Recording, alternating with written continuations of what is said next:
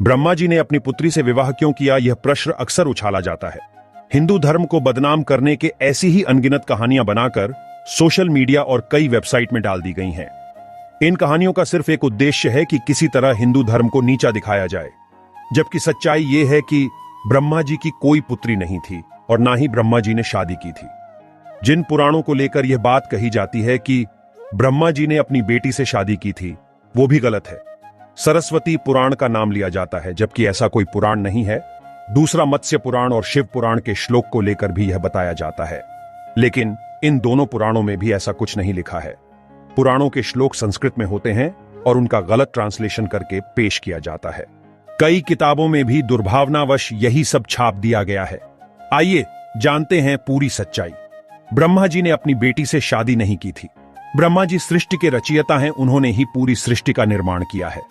अब सृष्टि का निर्माण करने का अर्थ अपने पेट से सृष्टि पैदा करना नहीं होता। ब्रह्मा जी ने मनु का निर्माण किया और फिर उसका साथ देने और पृथ्वी पर मानव जीवन को आगे बढ़ाने के लिए शतरूपा का निर्माण किया। ध्यान दीजिए, निर्माण किया, ना कि किसी से शादी करके पैदा किया। मनु और शतरूपा की संतानों से ही आगे चलकर पृथ्वी पर मनुष्य का जीवन आगे बढ़ा। मनु और शतरूपा ब्रह्मा जी का निर्माण थे, ना कि पुत्र और पुत्री। इनका निर्माण पृथ्वी को बसाने के लिए किया गया था। बहुत से लोग शतरूपा को ही सरस्वती बोलते हैं। सारी गलतफहमी यही होती है और अधर्मी लोग इसी बात को बोलते हैं कि शतरूपा ब्रह्मा जी की बेटी थी, जबकि वो ब्रह्मा जी का निर्माण थी, बेटी नहीं। दूसरी सबसे महत्वपूर्ण बात कि ब्रह्मा जी का विवाह ही नहीं हुआ था, तो पुत्र या पुत्री कैसे होगी? यह सब मनगढ़ंत कहानियां हैं हिंदू को बदनाम करने के लिए।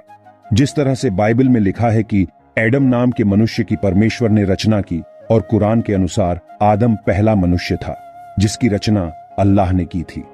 अब मुझे ये बताइए, इन सब की रचना की गई थी या पैदा किया गया था? ब्रह्मा जी जो कि खुद संसार को बनाने वाले हैं, उनको शादी की क्या जरूरत?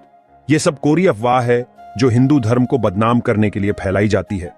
कई लोग मानते हैं कि ब्रह्मा जी की पत्नी का नाम विद्या था, जबकि ऐसा नहीं है। ब्रह्मा मतलब दुनिया के रचयिता, और जिसने दुनिया बनाई उसके पास बहुत ज्ञान या विद्या होगी।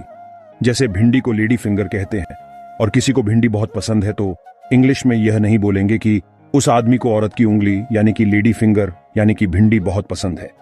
आप समझ गए होंगे कि एक अनुवाद ने किस तरह अर्थ का अनर्थ कर दिया। इसी तरह पुराणों का अनुवाद गलत तरीके से किया गया। इसी तरह दूसरे मजहब के लोग हिंदू धर्म को बदनाम करने के लिए बोलते हैं कि ब्रह्मा जी ने अपनी बेटी सरस्वती रेप किया, जबकि यह पूरी तरह भ्रामक और तथ्यहीन है। मित्रों, और ऐसे ही रोचक जानकारियों के लिए हमारे चैनल ज्ञानवाणी को सब्सक्राइब करें और बेल आइकन को प्रेस करें। वीडियो कैसा लगा कमेंट करके जरूर बताएं।